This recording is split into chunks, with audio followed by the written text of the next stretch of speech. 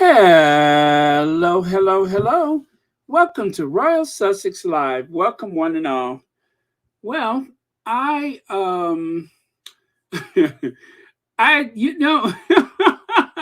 man, is there a lot of news going on? I mean, to tell you, all you have to do is look away for just a second and all HE double hockey stick break loose. I'm telling you, I'm surprised I didn't sleep through it all, but actually I've been up for hours, had my breakfast and everything, so I'm rested and primed and ready to go. And boy, isn't that a good thing? Because Connie Balmer, Nuthalando, and Danny, thank you so much for being first. Annie Bullard, hello. Who else is here? Margaret Curry, hello. All right. And Fancy, Gwendolyn Daniels.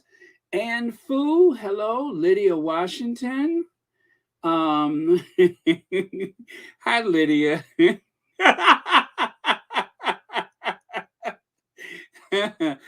morning. Miranda Rios, Nancy Herlock. Who else is here? Manello. Okay, Chelda Cece. I'm going to scroll all the way down to the absolute last person to enter the chat. Hello, Mama Bub. Jeannie Hyde. Okay, there we go. Hello, Squatties, Baron. Well, W. Ed, welcome. Teresa McDougall, welcome. Yes, when it rains, it pours. I'm just like, Joan Commonwealth, hello, Karen M. I'm just like, what is going on today? So let me take myself out of here and put that up, take that down.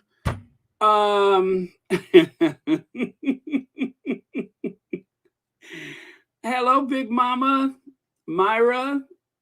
Well, our girl, our fave, happened to have been on telly today. Not telly, but at the TED Talk, making a special introduction to a very, very special friend. And I am just elated. I love it. How cool is that? So picture it, TED Talk. Not TikTok, TED Talk. TED Talk. And I tell you, there is a certain member of the royal family who will never, ever make it to the TED Talk. At least I don't think they should. I'm not going to name that person, but I just don't think that they should ever try to do the TED Talk. Now, you all can name that person amongst yourselves because I'm trying not to be shady. Today, I thought the past couple of days I was particularly and tastefully malicious, but I have changed the errs of my ways. And let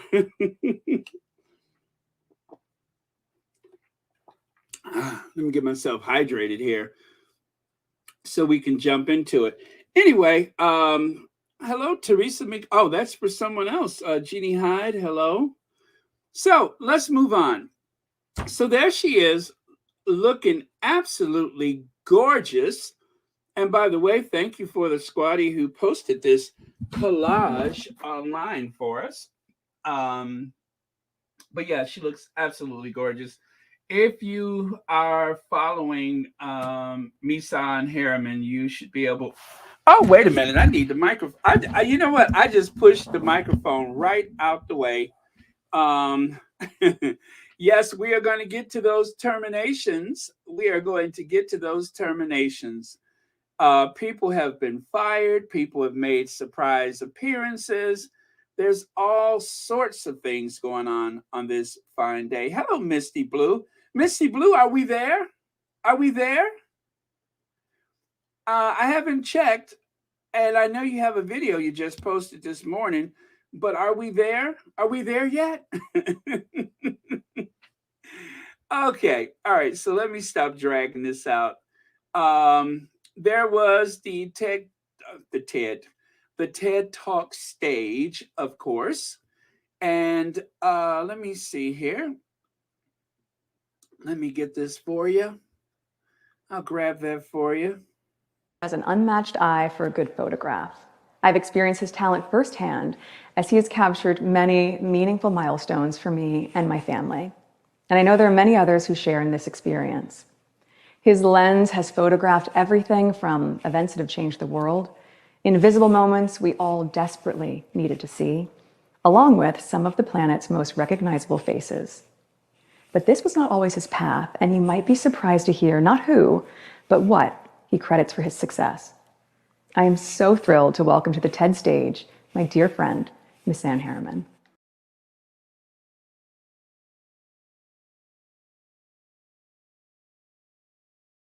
I love it. How gorgeous, right? Ali B, congratulations for 10 months of membership to Royal Sussex.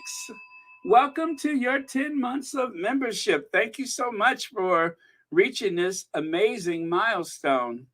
And people said we wouldn't last, but here we are. Yes, I know. I know. Bravo. Bravo to the Duchess. Bravo. Okay. So that happened today.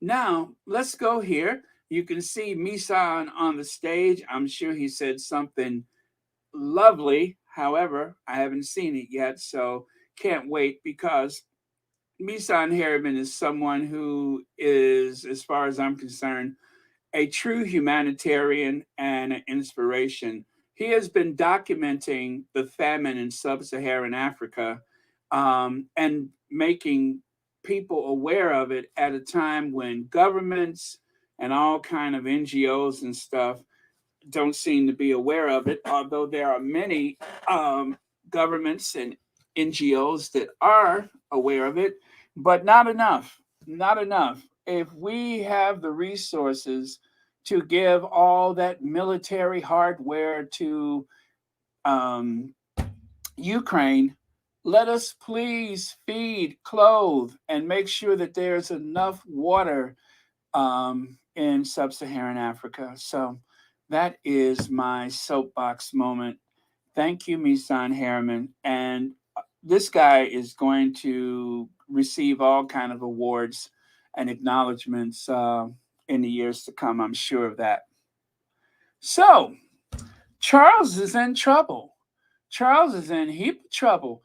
As a matter of fact, Coronation, right? That's the Coronation update. How popular is the monarchy under King Charles? How much? Not much. How much?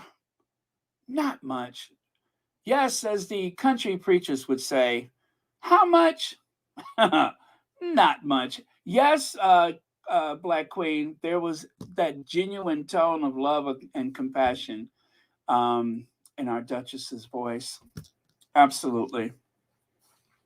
So, a new poll for BBC Panorama suggests that less than a third of 18 to 24-year-olds want the royal family to continue. Again, less than a third wants the royal family to continue. That ain't looking good for them. That is actually pretty bad for them.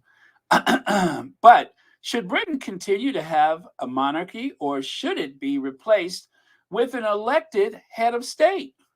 Well, as you can see the numbers, when it comes to the 18 to 24-year-olds, should continue to have a monarchy. Don't know. Well, if you look at that, 2/3 of the don't know and shouldn't is outweighing the mere 32% that says that they should. So, what are you going to do, right? And then, of course, on the other side here is King Charles in touch or out of touch with the experiences of the British public. Well, a mere 16% of those 18 to 24-year-olds says he understands the pulse of the community. But as you go up, the 65 plus, they seem to have a majority, a slim margin, 51%, that says, yes, Charles is in touch. But then overall, 36% says no. And of course, 45% says um, out of touch. And then, of course, there's that 19% that just doesn't know. But you know what? Let me get back to the bottom of the other survey. Um, I kind of glossed over that, and I shouldn't have.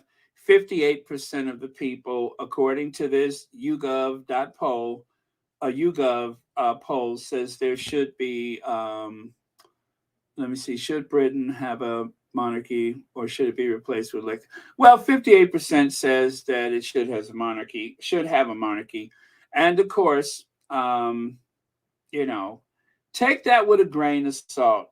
And you know what? I'm pretty sure that taking a poll at this time, you're going to get more people that would say yay than nay than otherwise. But of course, based on that group that you surveyed, therein lies the answer. But either way, the young people are consistently anti monarchy. Anti monarchy, the 18 to 24 years old, in other words, the future. And just think about how many of those people are foreign born. And of course, how many of those people that are born in the UK that are second generation, perhaps first or second generation. Well, no, second generation. If they were born there, they would have to be second, right?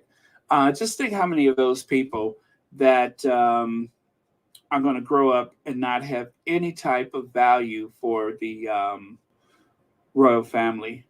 Val Rich, thank you so much for being here. Good morning to you. Thank you for watching Royal Sussex.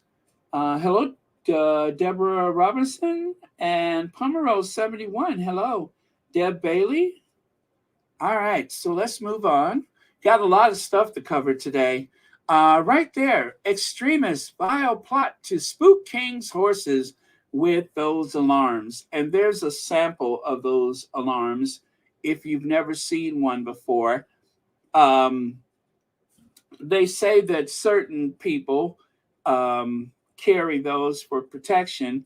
And then also, there are, I can think of at least one who can pick up that sound and something even with a higher pitch than that. I can think of at least one person who can pick up that sound from a mile away, easily hear it through traffic, the hooves of horses, and who knows what, a marching band. I'm pretty sure that there is at least one member of the royal family who is going to be spooked by those whistles.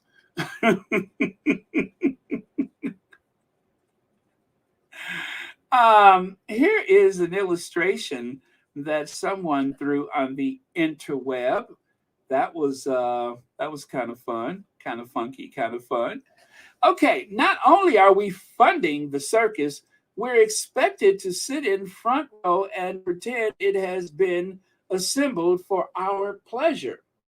I repeat, not only are we supposed to pay for the circus, but we're supposed to sit in the front row and pretend that it is for our pleasure. And this comes from Kirsty Strickland. Um, you know what, guys, when that gold carriage hits the street, when that gold carriage hits the street, it is going to be an absolute disaster. It's going to be a disaster.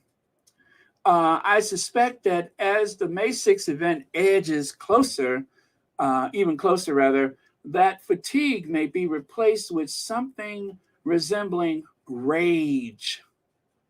What a piece of nonsense this whole thing is. Media outlets have recently began ramping up their pre-match coverage in a bid to convince the nation that this privileged vanity exercise is something to get excited about. But why have just one day of royal sycophancy when you can have dozens? Have you heard the latest? We, the lowly, that is, commoners, who are footing the bill, are to be treated to the sight of a very old spoon during the coronation. And she's speaking of this. That's like the oldest piece of the royal coronation regalia or whatever. That is like the oldest piece of it. But as you can see, there are tea towels, there are the shopping bags. Of course, the Gen Zs are not interested. Um, oh, yeah. Or maybe we've all been fed the royal delusion for so long that we forget how patently absurd it is. I'd say yes. I would say yes. Um, you know what? I tell you what. Let's. I'm going to skip ahead because I know you guys. I know you all. You all are anxious to talk about that little news bulletin that came in earlier. So let me do this. I'm going to skip ahead. Um, Feast on that for a second. The words of our Duchess, because this was like the latest thing that came in, is all the way at the bottom of the pile. But let's talk about this, shall we? And then I'll go back. Would you guys like that? I have some very fun, shady stuff in between. So don't you guys go anywhere. All right. So this happened. Tucker Carlson, Tucker, face like thunder Carlson, has been fired or terminated or quit his job at the Fox News. Tucker Carlson, along with so many others from that Rupert Murdoch funded and managed news group, Tucker Carlson leaves Fox News Network. Network's most popular host agrees to part ways, sending share prices plummeting nearly 4% just days after broadcaster agreed to a $787 million Dominion settlement. Tucker out at Fox. Tucker out Fox. And then, if that's not enough, bring on the shade. Let there be shade. Well, maybe I'm here.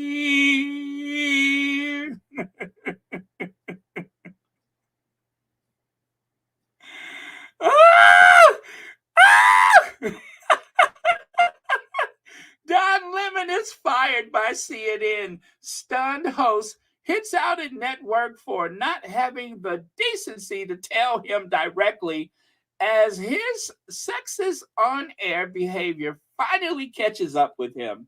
Now, this is the person who loves to prance around on Halloween dressed like Meghan Markle, and she even had Donatella Limon, even had her boyfriend or husband or whatever her partner is to her dress up as Prince Harry. It's just not done. Remember, he said that? It's just not done. CNN anchor Don Lemon slams gauche Prince Harry for airing dirty laundry and new book spare as American media begins to turn against royal. That's what they say. Donatella Limon has branded Prince Harry gauche for choosing to publish claims in his brother's, in his claims his brother William physically attacked him in his, you ready for it? Drum roll, please. Bombshell book spare, saying it's just not done. Okay, so Don Lemon was trying to be all big, high, and mighty, And he couldn't think of the word that he was looking for. So he said, it's just not done. And when they came back from commercial break, one of the producers said, listen, idiot, don't you mean gauche? Oh, and then he comes back. It's gauche. It's gauche. That's the word I'm looking for. Gauche. Well, that lemon has been squeezed. This is the same person who allowed a royalist directly from the United Kingdom to appear on American Airways and totally misrepresent the transatlantic slave trade. And in response, he's had absolutely nothing to say. Do you see that stupid puzzled look he have on his face? That's exactly the response that he gave when the lady said what she said. He said, "Okay, thank you." It was like something out of a novel. Thank you, sir. What is that, Oliver Twist? Please, sir, may I have another? That was his response to her. Here he is, he calls himself an African American. He's supposed to be this very strong, independent African American man on television. And yet, Donatella Limon actually had nothing to say, absolutely no pushback whatsoever. I was embarrassed. I was embarrassed. So you can see right here that network, you see the African symbol there on the left side. Well, that particular network even referred to him as being a bit of a tool in so many words. But yeah, there it is. King Charles inherits vast wealth of English royal family. Prince William now takes over his father's $1 billion estate. Racist CNN commentators shamelessly claimed Africa, not colonizers, responsible for the transatlantic slave trade. And Donatella Limon had absolutely nothing to say. I get the feeling that she's really not as bright as she pretends. But there she is, all gussied up and everything, pretending to be the Duchess of Sussex. And if you want to know what the height of tacky is, why would you go? Well, it's Halloween. I guess that's what you do. But he goes dressed up as Meghan at a funeral. Well, guess whose funeral it is today? And of course, the actress next to him, I forgot her name, she is pretending to have bed hair. She has the bed hair, and there's the okay. Well, anyway, Donatella Limon, aka I wish I was Rachel Meghan Markle, you have been squeezed, my lemon. And this is where the trouble really started. Don Lemon says Nikki Haley isn't in her prime as a politician because she's not in her 20s, 30s, or 40s. Uh, Holy crap, she's only 51. Biden is 80. This may be the dumbest thing ever said on CNN. And I love that he cited Google as his source. He's speaking about well, most people would say a sexual prime. And that's why the anchor sitting across from him, the other panelist there, she's like, "What are you talking about? What? She's not in her prime for what?" This is why he doesn't have a job now. And of course, what about this epic battle of wits that he had with Rachel? I'm sorry, with Ryan. Ryan. Oh, I can't remember her first name. I'm all worked up.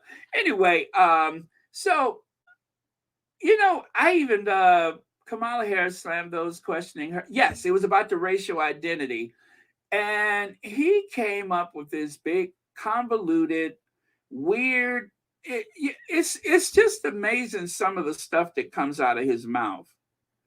It's amazing some of the stuff that what? Deborah Robinson? Who's Deborah Robinson was fired? I don't know who that is. Okay, and of course, this is when he used the term gauche. Of all people, you know what? I think he has a thing. April Ryan, thank you so much, April Ryan. That's who she is, April Ryan. I couldn't remember her first name for a second there, but thank you very much. So he's sitting there, and there is Mac Foster and some other royalists, and they're talking about Harry's book. And he had the nerves to say, it's just not done. And then after the commercial break, when somebody had to tell that dum dum, I think you meant to say gauche. And then he comes back, he goes, I just thought of the word myself. That's the word I'm looking for, gauche. You thought of it yourself, or somebody whispered it in your ear. Either way, this is the person who did not want Harry to talk about the pain that he felt coming up, especially considering the fact that his mother died mysteriously in a tunnel in Paris. And yet, Donatella Limon has not written just one, but at least two books that I know of. He says here, I was a victim of you know what when I was a kid. uh, we don't even know the full extent of the experiences that Harry has suffered. But yet, Donatella Limon wants to be the person to decide when and when not to speak about one's experience. And he has decided to come up with that assertion all on his own. He has decided he has the moral authority, and only he can talk about his life and any abuse or neglect that he's gone through. But Harry does not have the right to his truth. I wonder why. Donatella Limon has this constant need to be the most important person in the room. But I'm here to say, Donatella Limon, what you said is just not done. It's just not done. As a matter of fact, what is that word I'm looking for? Oh, I know. Gauche is gauche. You're being absolutely gauche. You have been found wanting in your character, and now you are unemployed. And as you say, they didn't even have the decency to tell you in person. They probably thought she was going to make a scene and start scratching at eyes and biting and hissing, and they, they probably thought she was going to make quite a scene. So they decided that the best thing to do was to just get her out of there. I mean, you ever see how when somebody takes their cat to the groomer and they have to put them gloves on so they can clip the nails? I got a feeling, I got a feeling that they were afraid there would be a scene very much like someone trying to clip the nails on someone's cat. So anyway, oh, this is what I'm looking for. I am going to go here, and then I'm going to go back to where I left off. But that was the big news today. Donatella Limon, and of course, a face like thunder himself, Tucker Carlson. There once was a man named Tucker, and he acted like a real big Tucker.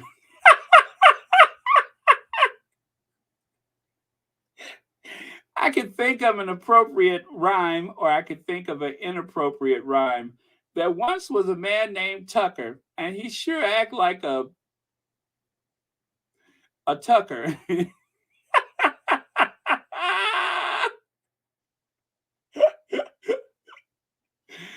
Oh, okay. So I'm going back to where I left off. The 8 Windsor grays that it takes to pull this enormous golden carriage down the streets of London. You know, they're so worried about whistles, they better hope nobody scoops up a little bit of those horse droppings and start throwing that. So, oh, okay, I did that one. Oh, all right. Let's see. We're gonna go back to the letter. Now, this is gonna bake your noodle. Um, do you guys realize that a portion of Meghan's letter has been edited out of that news article? A portion of the letter, the portion where she says she does still consider the comment to be racist, Do you know they did that again? And when I say did that again, hey, Mystic Toxin. You get a bell for that. You get a bell for that. Um,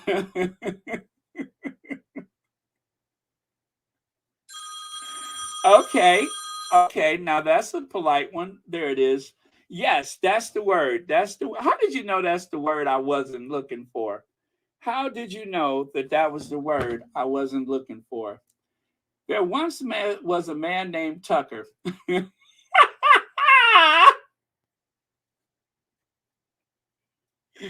He called Dominion voting machines a sucker. Um, yes, there once was a man like Tucker. He treated Dominion voting machines like a sucker.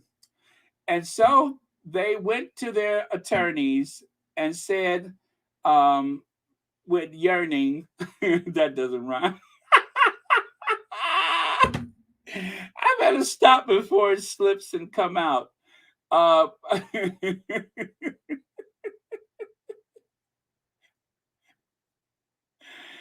would be a disaster. That would be a disaster. Kathy G, it is coming up, I promise. So yes, isn't that interesting? They removed a portion of the letter. Now is gone. Haven't they learned anything? Have they not learned from the tragic mistake that they made over at the Daily Fail when they actually printed portions of the Duchess of Sussex's letter?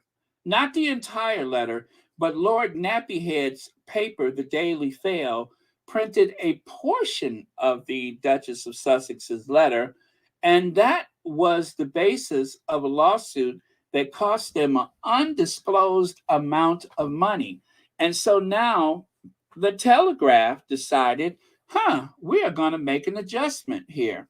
Now, I don't know that that was the direct wording from the Duchess of Sussex, but still, you go back and edit the paper, that can't be good. So for now, I think they're probably okay. But if I was them, I'd be careful about switching things because the lawyers are watching. So Richard Eaton says, when it comes to mysterious leaks, it's always worth asking. Oh, let me pull that down here. I believe that's Latin, qui bono, qui bono. In other words, who does it advantage? I mean, who has the advantage of those leaks? The qui bono.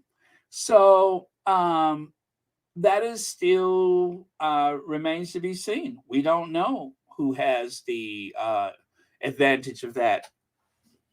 But Prince Harry and Meghan declined to communicate with the popular press. So I quote tweet this comment from their spokesman via Omid Scobie, co-author of Finding Freedom, a spokesman for the Duchess of Sussex, etc., etc. You all know what she said. Now, oh, there it is right there. The Duchess of Sussex is going about her life in the present and not thinking about correspondence from 2 years ago related to a conversation from 4 years ago. Any suggestion otherwise is false and frankly ridiculous. We encourage tabloid media and various royal correspondents to stop the exhausting circus that they alone are creating. Now, some of the squatties took umbrage to said remark of stopping the circus. Actually, not the remark itself, but they have decided to take the correspondence to task, I should say, and they went online and created these. Even poor Charles did not actually escape the raft of some of the people in the squad. Yes, they decided if there's going to be a circus, there ought to be clowns. Send in the clowns. Although, I have to say to you guys, there is one correspondent that they felt did not need any type of artificial intelligence or photoshopping adjustment? Was it Pierce Morgan? Nay. Was it Richard Palmer? Nay. Was it Big Head Camilla Tominey? Uh-uh.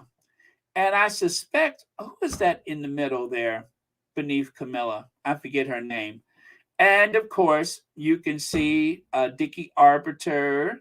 You can see Chris Ship with a P, not a T. And you can see, of course, Angela Levin. But the one that did not need any type of adjustment to her image was none other than Emily Andrews. They just felt like, you know what? Why even bother? Because anything that we do at this point would probably be an improvement. So they left that clown alone and, added a little makeup to the others. But that one right there, she didn't need any. Carlita Simone, thank you so much for the super sticker. And thank you for watching Royal Sussex. Happy Monday to you. Thank you very much. But yeah, if you notice, Emily Andrews, she didn't actually need anything. They just left her as she was because on the strength of her pretty scary makeup that she wears most days of the week. I mean, take a look here. Why even bother? Do you think she needed a touch up? I mean, she's already got the nose, the blush, the eye makeup, the pancake foundation.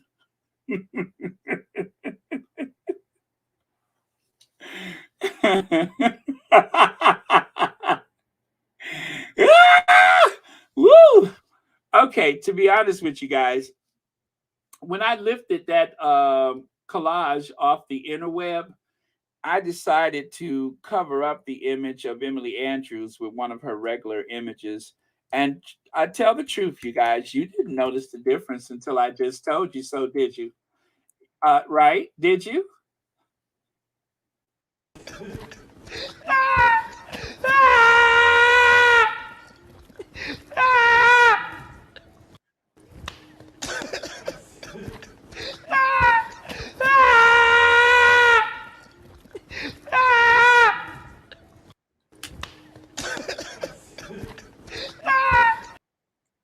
So, there you go. Send in the clowns. Now, speaking of clowns, they're not through with this clown yet. Um, the SNP MP utterly disgraced that. They said utter disgrace that Andrew claims lordship over Inverness. It comes as the National, that is the Scottish newspaper, the National, launches a fresh petition to see Andrew, who in 2022 paid a reported £12 million to avoid going to court over something that he didn't do to someone that he never met. They want to remove him as the Earl of Inverness. Locals have given their support to the drive, saying the association with the late Queen's second son has brought their home into disrepute. In other words, since you paid £12 million to somebody you never met for something that you've never done, the people of Inverness says, we do not want you to be the Earl of Inverness. So there you go. It's an utter disgrace, they say, an utter disgrace. So there you go. And I tell you what, some people just look guilty, right? I don't know what it is. Some people just have that guilty look. And that's why that kid said what he said to him. There he is marching with the rest of the family at the Queen's, what do you call it? Homecoming. Let me see if we can go back and reflect on that. Tell you, he slid on. Okay, there we go. There we go. Let me find it. Wait for it. There we go. Andrew, you're a sicko man. That is the very famous location where we heard, Andrew, you're a sicko man.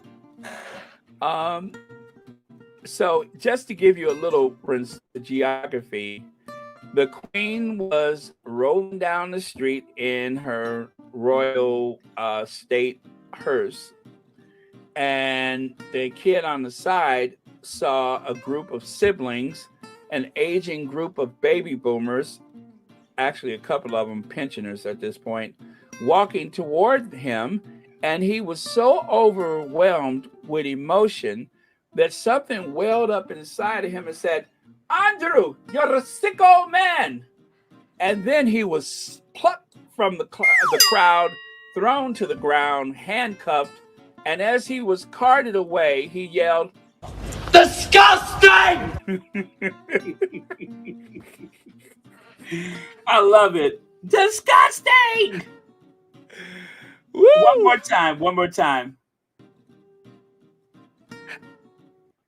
He yelled, disgusting! You could hear disgusting all the way down to the port of Dover.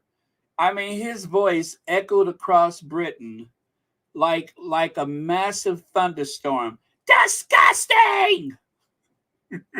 Carted away, he yelled, disgusting! And then he was plucked from the crowd, thrown to the ground, handcuffed, and as he was carted away, he yelled, disgusting! That was my best day since Christmas, I promise you. Pomerose says, okay, side note, what's up with Beatrice, James Blunt, Eugenie having lunch? I'm going to get to that. I promise you, it's coming up. I promise you. And thank you so much for the super chat. It is coming up. And I tell you, I don't have an answer, but I do have the images. So before we go there, let me point this out to you, just to keep things in order. This is the home of the former mistress, now wholly anointed Queen of England. Yes, the wholly anointed in church, surrounded by bishops and archbishops and priests and the royal family and all that kind of stuff. She's about to be anointed as the Queen of England. That's her house. That's her real house. Now, it is reported that Camilla's security bill back in 2006, 1.8 million pounds a year. Even though they tried to say it was a mere 2,000 pounds a year, they had to build a new security house for the guards that stay there, the royal protection officers and such. But her house has cost the taxpayers 1.8 million pounds.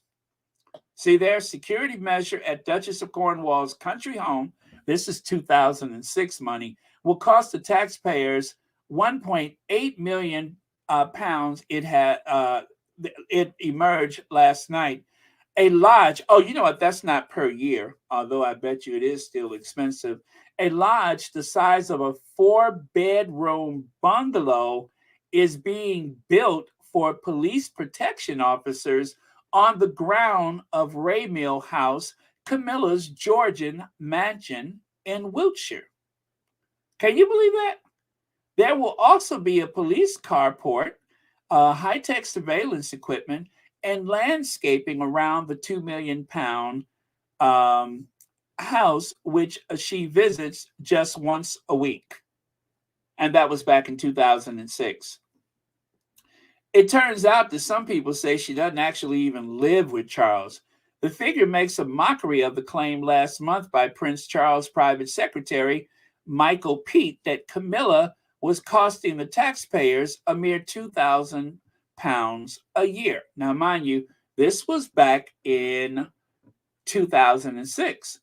You could imagine that with protecting the house and the round the clock protection that she and her family has as a result of her elevation to the um, Queen of England, not the Queen Consort, but the Queen of England. Now that she's the Queen, could you imagine how much money it costs to maintain the bungalow, the landscaping, the royal protection officers, whether or not she's at home, they're there. And if it's anything like the Secret Service in the United States, do you guys know that the Secret Service pays a lease to the president and the former presidents to maintain a presence of security at their household? And if they have more than one household, it costs that much more money.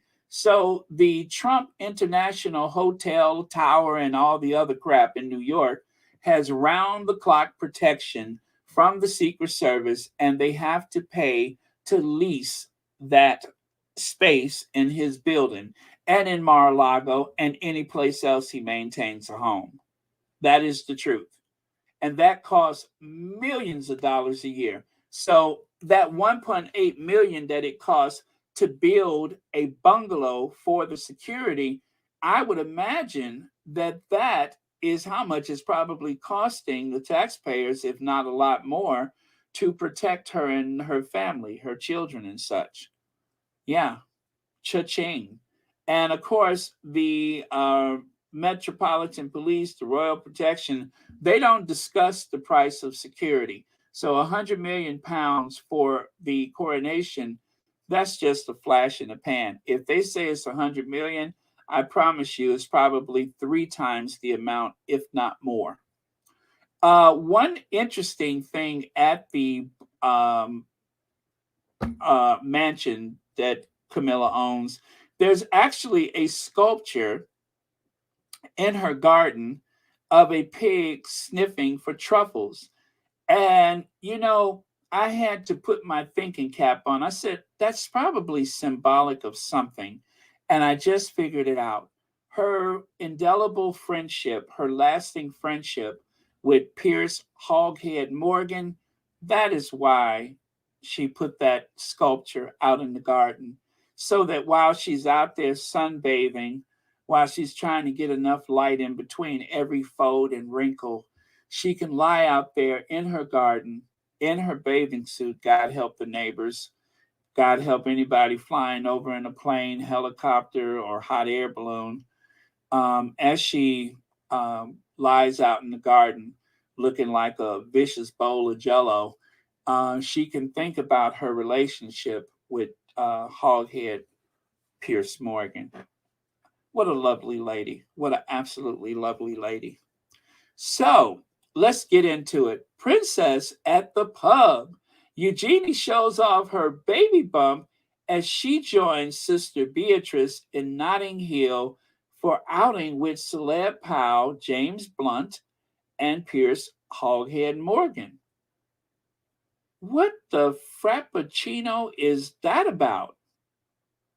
It looks like Queen Camilla isn't the only person who hangs out with Meghan Markle abuser. And this is the words of a squatty, not the Daily Fail. A picture of Piers Hoghead Morgan and Princess Beatrice hugging Prince Andrew's second daughter were hanging out with Piers Hoghead Morgan and his wife. What is that about? Uh, Let me see here. You think it would be mostly important to get I don't. What is that for? I don't know.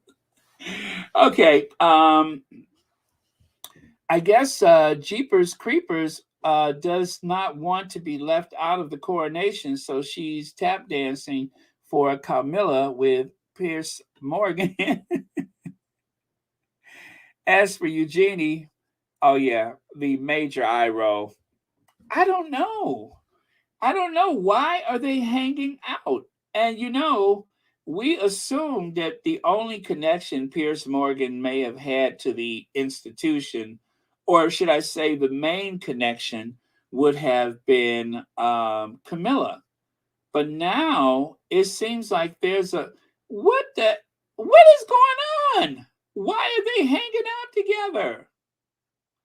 Elaine Parker, thank you so much for the super sticker. And thank you so much for watching Royal Sussex. Happy Monday to you and many happy returns of the day. But yeah, why is she hanging out? And James Blunt, I believe he turned down an invitation to perform for the coronation. So, I don't know. I don't know. I don't know what to make of this. I don't know what to make of it.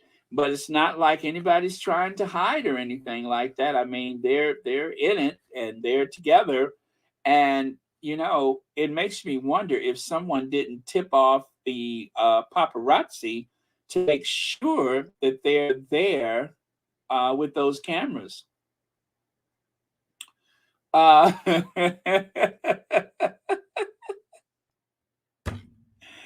oh man, there once was a man named Tucker. He treated Dominion like a sucker. And when he saw what he had done, he looked at Rupert Murdoch and said, "Hey, I got to run." And Rupert Murdoch said, "You know what? You're fired, you Tucker."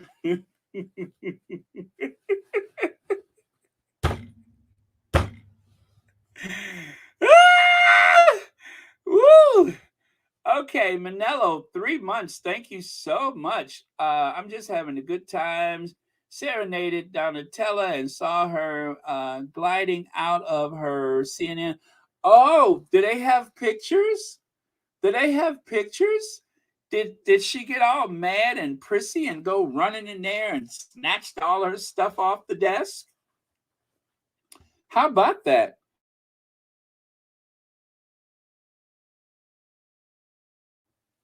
And did she have a couple of movers to help with her makeup case?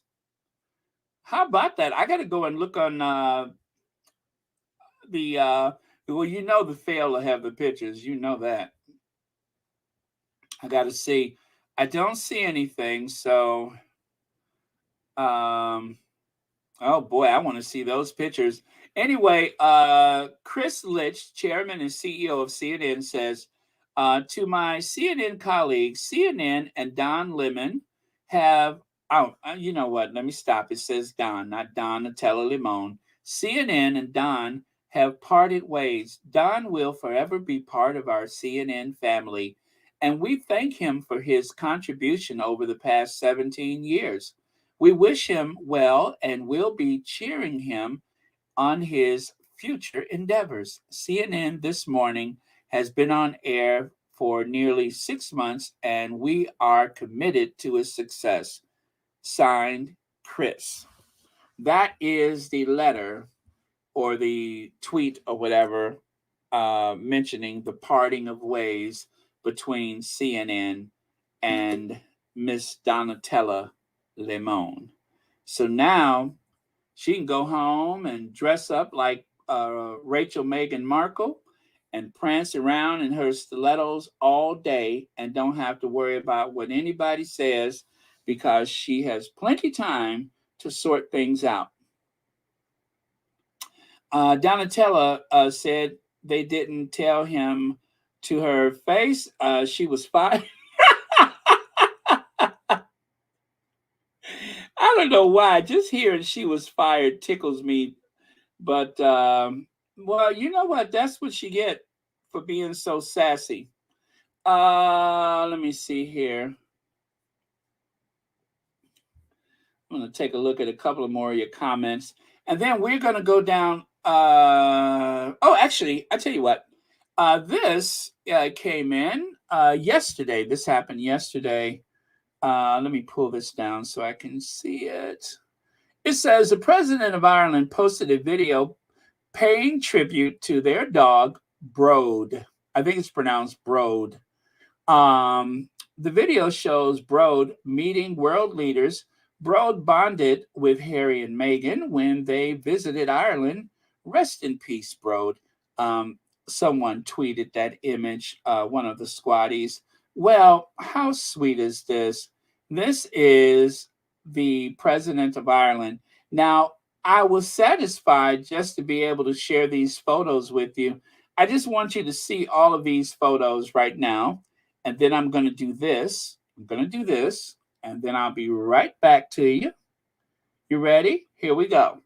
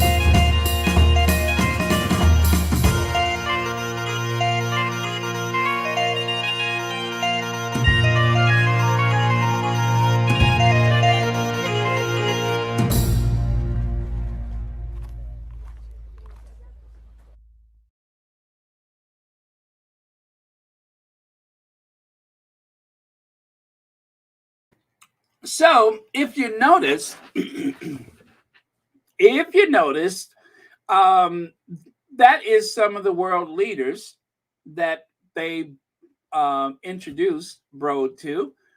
They have a younger of the same breed that is 16 months old, I think. Well, anyway, Broad uh, bonded with the Sussexes. And if you notice, those world leaders did not include any other members of the royal family, absolutely none. And just to have a moment of gorgeousness, let me remind you guys, I think it was the 2018 visit, right? July of 2018. The Duke and Duchess of Sussex went on a visit to the Republic of Ireland, not Northern Ireland, but the Republic of Ireland.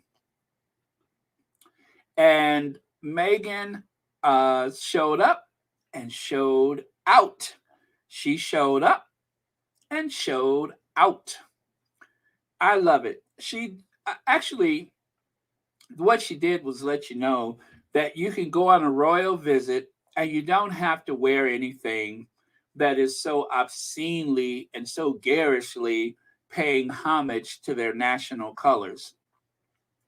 And then, of course, at some point, she decided to not even wear any variation of green, like when she went on one of the outings. I think she went to a schoolhouse that day, among other places. And as you can see, quite elegant, très chic, might I say.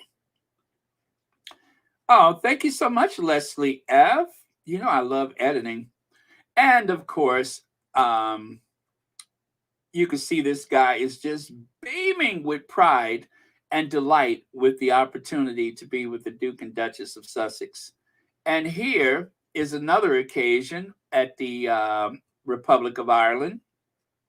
As you can see, Meghan discarded the green, which, is polite in the start, but after a while it can be a bit condescending. So she decided to rid herself of the green colors.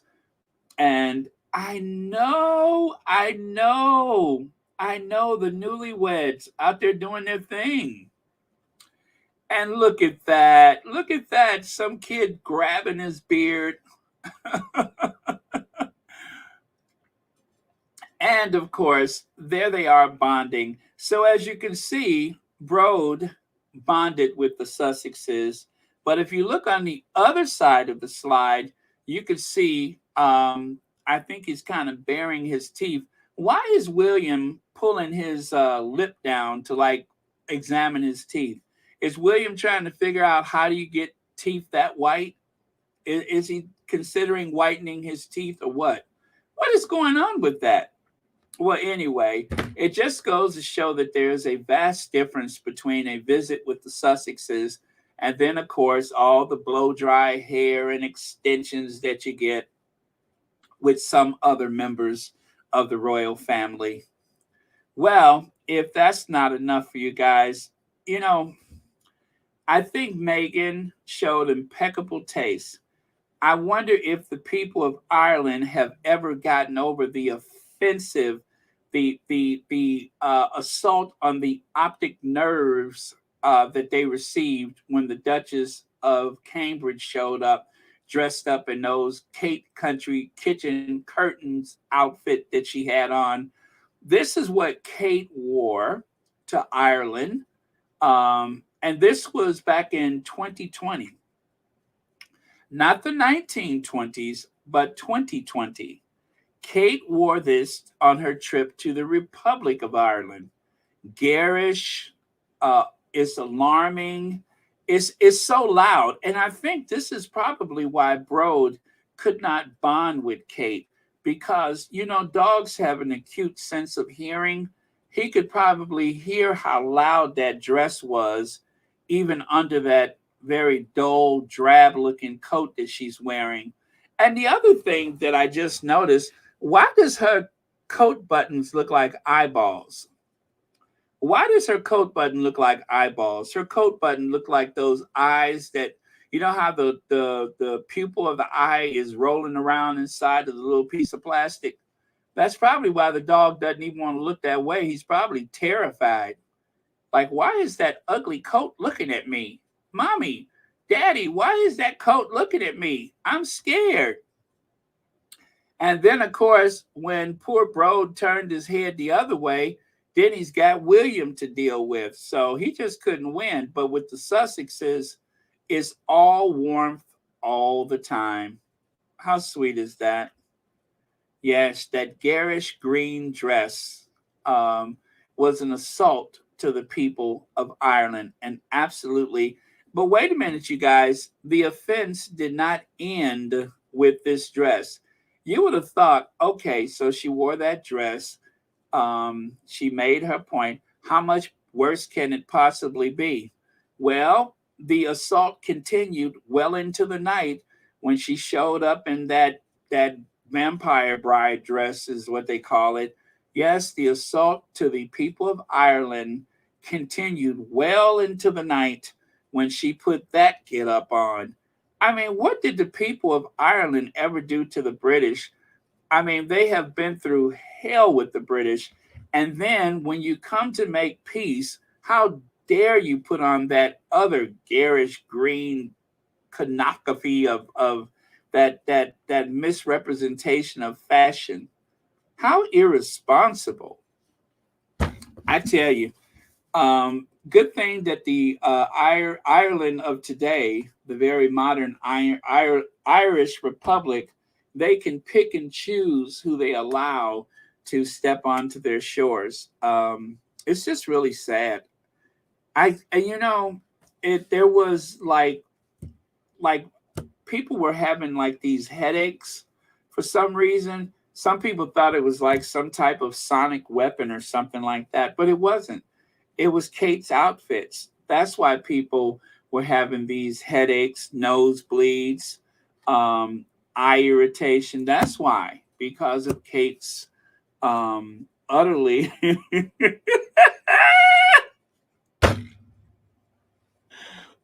it's incomprehensible what they managed to do to even William diverted his eyes away with shame. So as you know, here at Royal Sussex, we always try to consider how these things might affect international diplomacy. And I tell you, when I saw that, my first thought was, I need to call Police! Police! Police! Help! Police! Help! Police! Help! Help! Police! I need to call the police. I need to call the popo. I just don't think that is fair to the people of the Republic of Ireland to have to deal with that. I just don't think it's fair. Dorothy Ross says, when will she ever wear those things again? Bet they are in the back of her many wardrobes. Well, now that she has realized the value of imitating her sister in law, I suppose she won't ever commit that offense again. What was she thinking? Oh, well. But you know what they say. Um, wasn't there a movie called Clueless? Yeah, I think there was a movie called Clueless. If she would dress like the people in Clueless, she would probably help with international diplomacy. But good riddance. Garish green vampire dress. Absolutely. Garish green.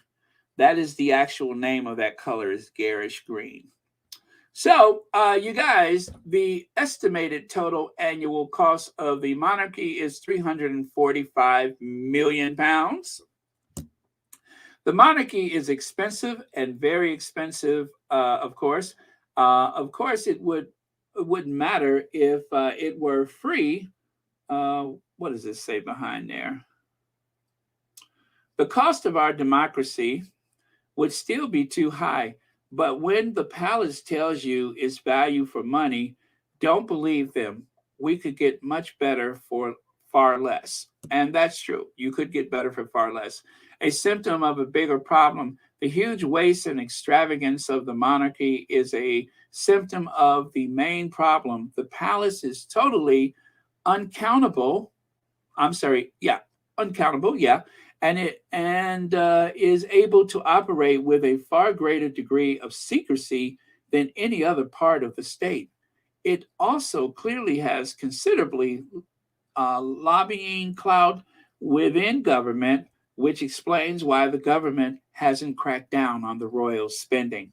Well, you know what I heard about this is that they used to have an annual negotiation about how much they were willing to fund the royal family.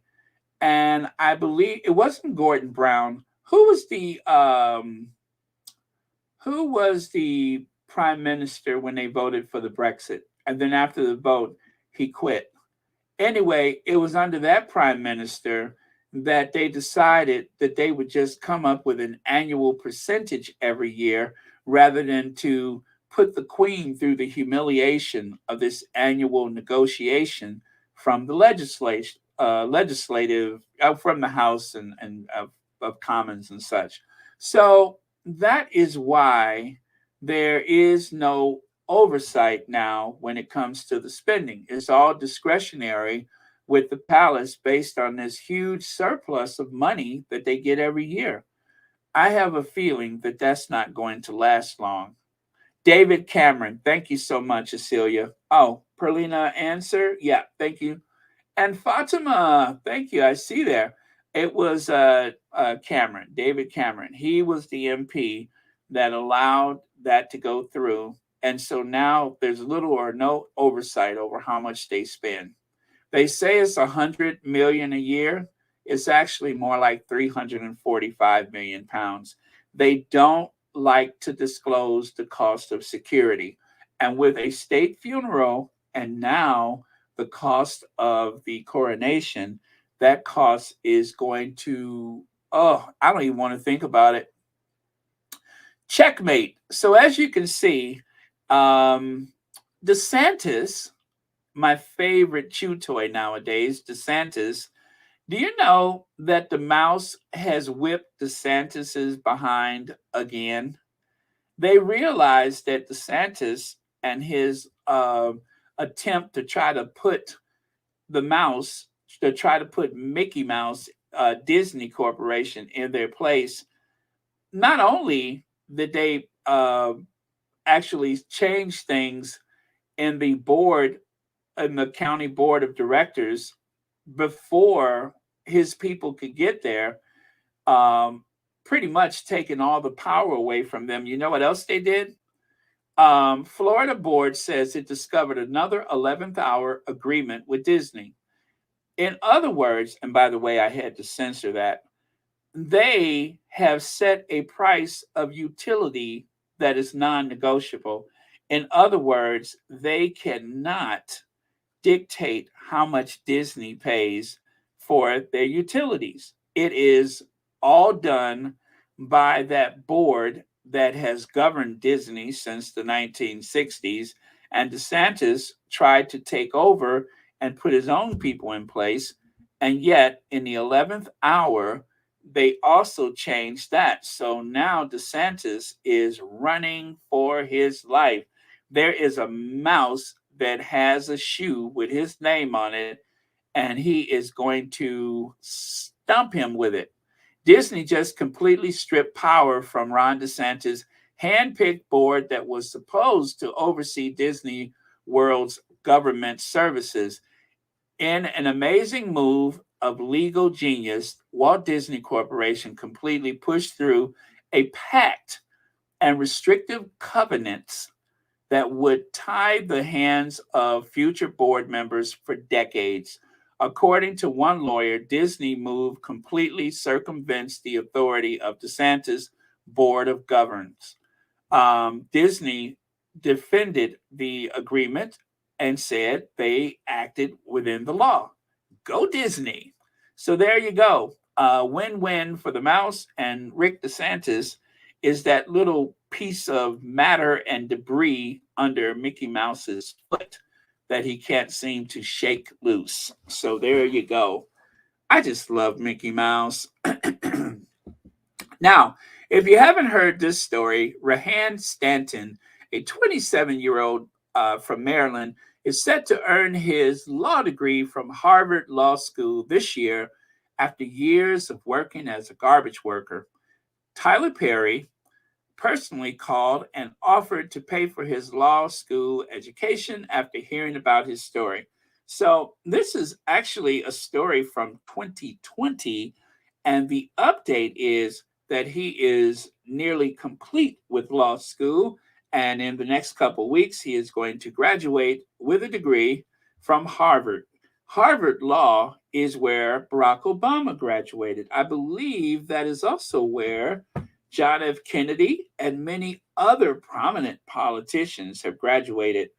Harvard degrees are not easy to come by, although there are some rich little snot-nosed kids that have managed to buy their way into that institution. But for those who have maintained a high GPA and have had the drive and the tenacity to go for something like that, it's all that much sweeter as a victory. So win-win for him. Rehan Stanton, a 27-year-old man from Maryland, is gaining national recognition as he's set to earn his law degree from Harvard Law School this year after years of working as a garbage worker. He recently co-founded a nonprofit, the Reciprocity Effect, as a way to give back to other support staff. So I could not find enough information about that, but I did see a picture of him with a custodian at, I don't know if it was at Harvard or where the custodian was, but apparently um, he, while in school, while working on his Harvard law degree, he was actually actively working to pay forward some of the blessings that he has received. What an amazing young man. Looks like a future president to me. And what an amazing woman. That, of course, is our Dr. Shola. So if you guys didn't see it yet, I made a video. I made two videos. Well, actually, not two, three. I think I edited three videos. Here's another. So if you haven't seen it, I am going to help you out right now.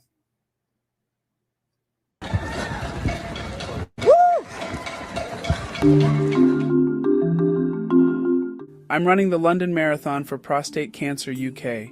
Prostate cancer kills 1 in 8 men. That's one dad, partner, brother, son, granddad, uncle, or mate. I'm raising money to help fund life-saving research and support for men and their families affected by prostate cancer. I lost my father to prostate cancer 11 years ago. He was 64 years old, a lover of sports, a good and really cool dad, had a great sense of humor and a laugh that made his eyes crinkle. He was my #1 fan. He would have been 75 years old today, and I miss him very much.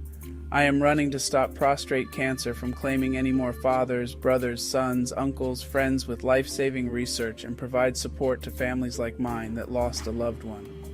I have never run a marathon before, and to be honest, I'm nervous. But if there's a time in my life to put my fears aside about running a marathon and run for a cause I believe in, this is it, and it is now. Please support me. See you at the finish line.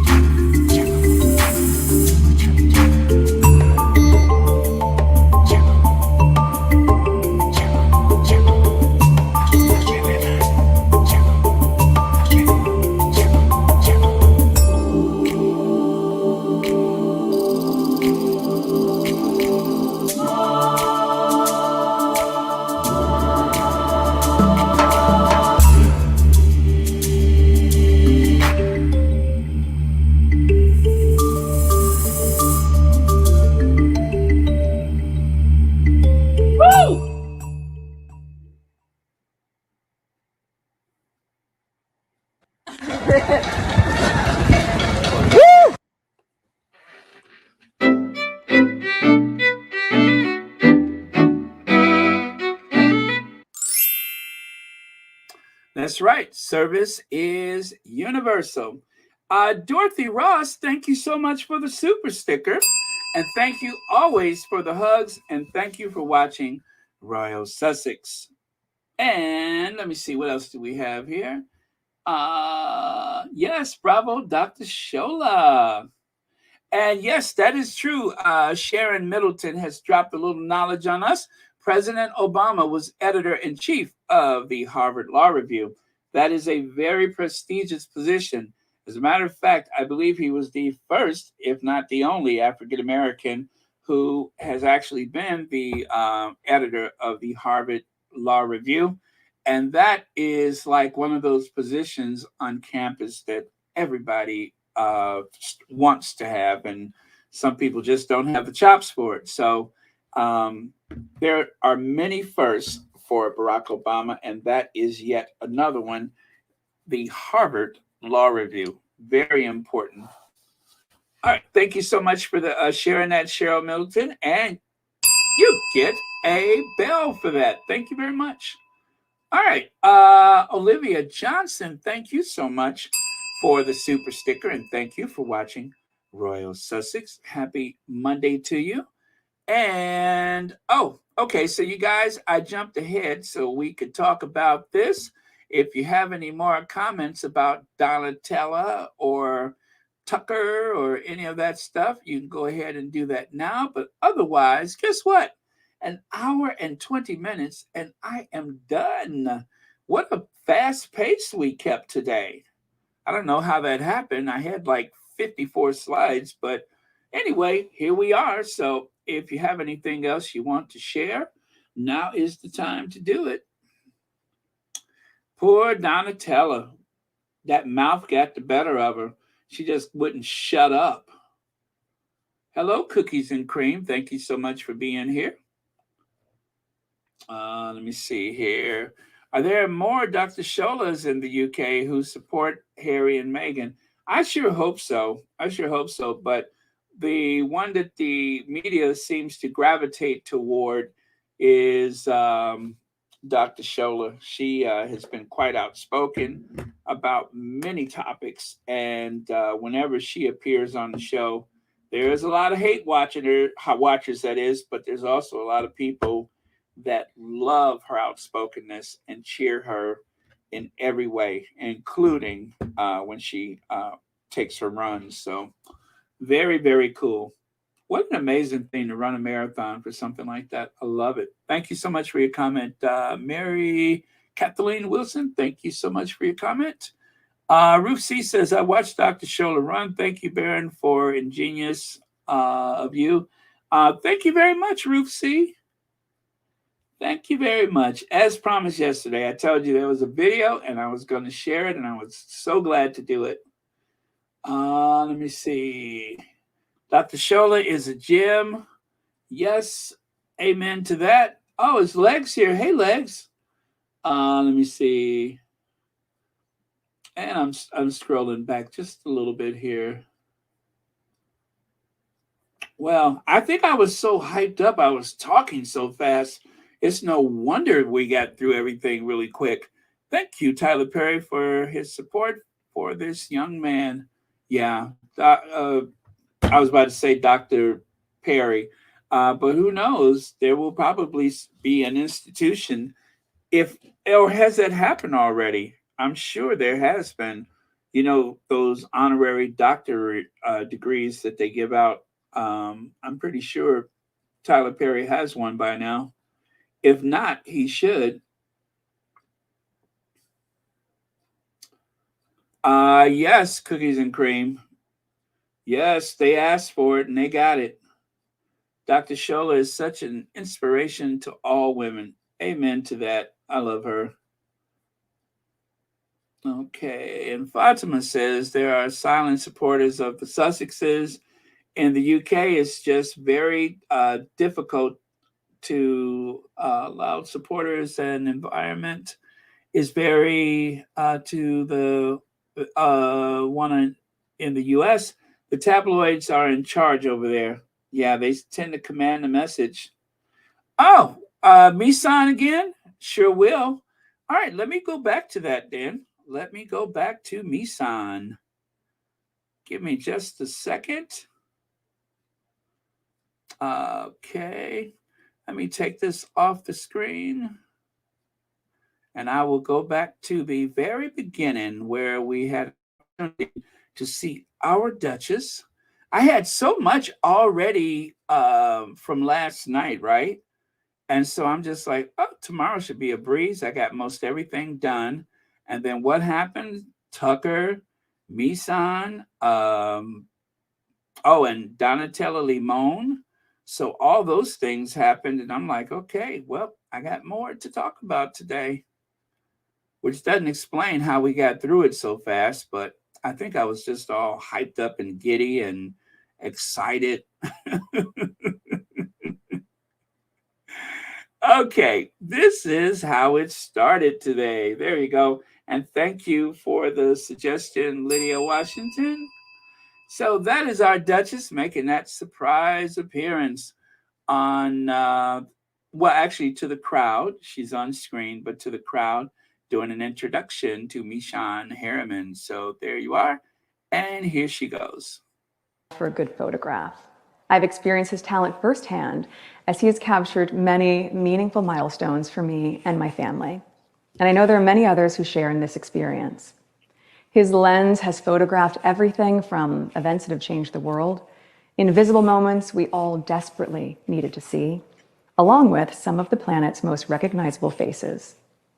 But this was not always his path, and you might be surprised to hear not who, but what he credits for his success. I am so thrilled to welcome to the TED stage my dear friend, Miss Anne Harriman. All right, so there you go. That is our Duchess, and thank you, Duchess of Sussex, for that warm welcome, and thank you, and the crowd also thanks you.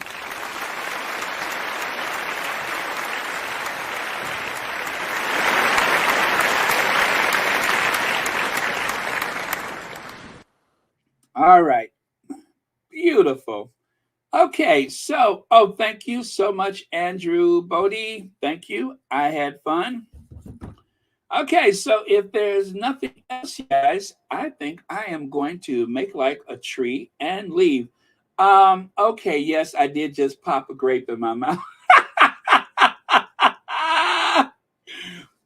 I thought I had more time.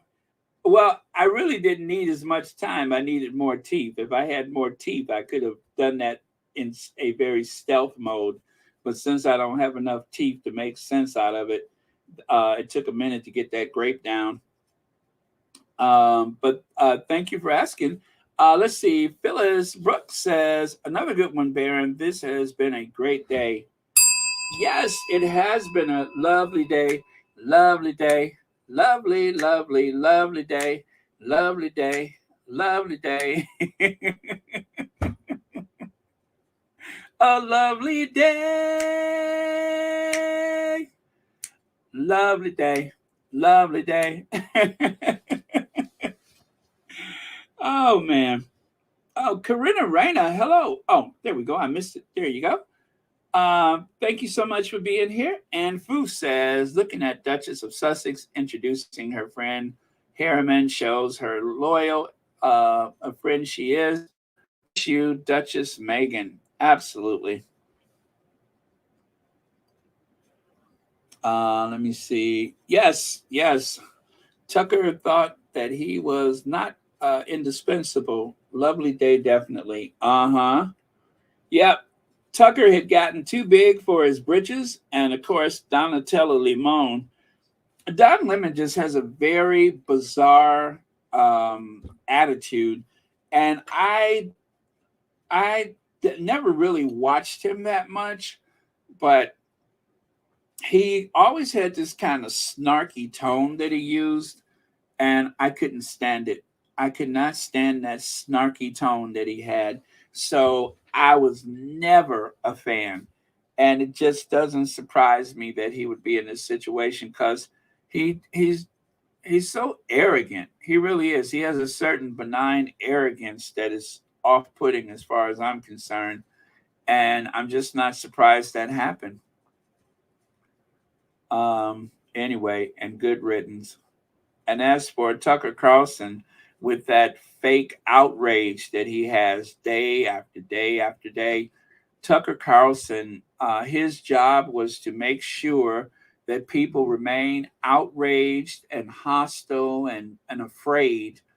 And everything that he reported day after day, it's like a parallel universe watching Fox News compared to most news channels. There's so many things, and honestly, this is true. There are so many things that Trump has done that not only do they not believe it, they don't even know that it happened.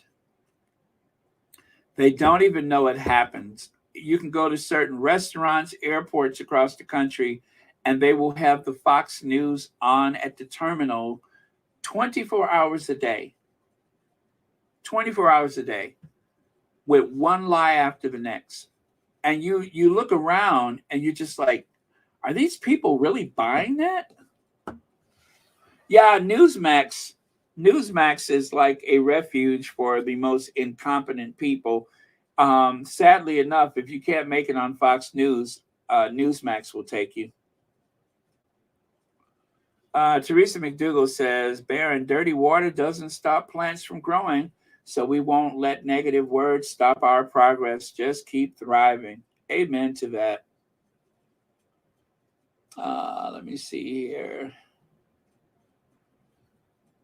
Well, it was just so irresponsible that a lot of these conservatives were speaking against vaccines, and yet everyone in their senior leadership, every person that was on television saying some of the weird stuff about the whole thing with the vaccines, they had all had their vaccines. And then some of the conservatives actually traveled to other countries or to another city or state so that they can jump the queue and get their vaccine first. Those who had the means would jump the queue so that they can get theirs first. And some of those people worked for Fox. Some of those people worked for Fox. I was hoping that Dominion was going to bankrupt them. Um, was it Dominion or was it the other company? I forget. But whichever company they just settled with, I was hoping that they were going to bankrupt them and that we would have seen the last of it. Um, there have been many people much smarter than me who have said that Fox News is degrading Western civilization. They are doing the work of the devil. They have to go. So much of what they say is misleading at a higher proportion than most news sources, and it's just not fair. So I can't wait for them to go.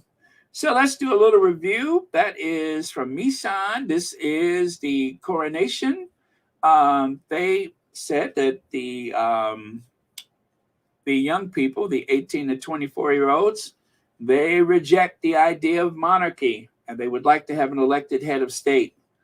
And of course, the threats against the coronation, they're going to use some of those bow whistles to try to frighten the animals, the horses. Let me see here.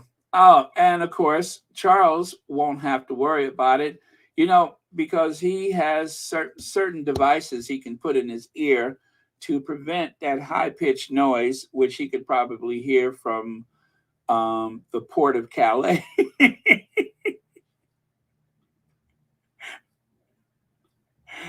Oh, man. Well, keep the word garish out because we're going to have to use that for the coronation.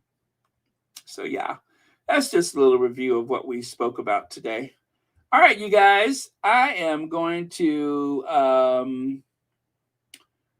let me see here. Oh, that wasn't it. Did it just? Oh, there it is. Alma Andrews says that Kelly person should be fired next, Baron, just like they were hoping Trump goes to jail and Fox News goes bankrupt. We can continue hoping.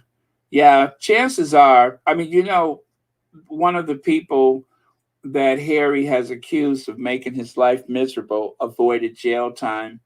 The little underlings, they actually, I think a couple of them went to jail, but the big fish, they seem to have gotten away. So chances are nothing's going to happen, but we can always hope. We can always hope. But yeah, chances are nothing is going to happen. It just the big fish usually get away. They slip the hook, as they say. Okay. All right, you guys. I think we're good. Well, it was a good day. Let's do our what do you call it? Our Ginger Avenger. And I will see you guys tomorrow. If anything exciting happens, I will be back later, I promise. But for now, I think we're good. Let me see.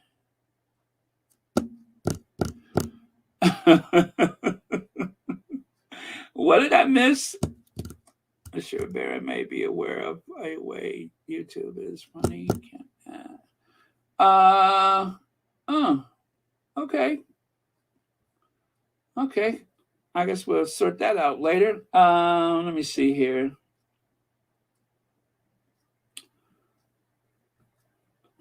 Okay, every day buckets going to well. One day the bucket bottom must drop out. Good those two got their walking papers. Yeah. Let's hope they replaced them with someone civil, right? Someone pleasant, someone civil. That's what we should hope for, that someone civil takes up the reins of power. Mm. Yeah, if you can't take over, what was that, the Larry King show? Hello, America. If you can't make it with Larry King, I mean, that was the easiest job in the world, and Pierce Morgan couldn't do that. That just goes to show his abilities as a communicator. He couldn't even handle that. If it wasn't for hate and controversy, there would be no Pierce Morgan. His key to survival is to try to make everything about himself. The other key to his survival, just like Trump and so many others, is to be a full time victim. To be a full time victim. And the world will come running to your help to aid you. So, okay, you guys, we're good. Let me see. Yeah, she is aging backwards, right? Looks good. Looks good. Hey, B10 pal. Oh, thank you so much for joining. I really, really appreciate it. Thank you so much. Okay, you guys, let's cue the Ginger Avenger. We've already acknowledged our queens, of course, and the last word of the day is Annie Bullard says, bye, all. Have a great day. Bye. Love you guys. And cue the Ginger Avenger.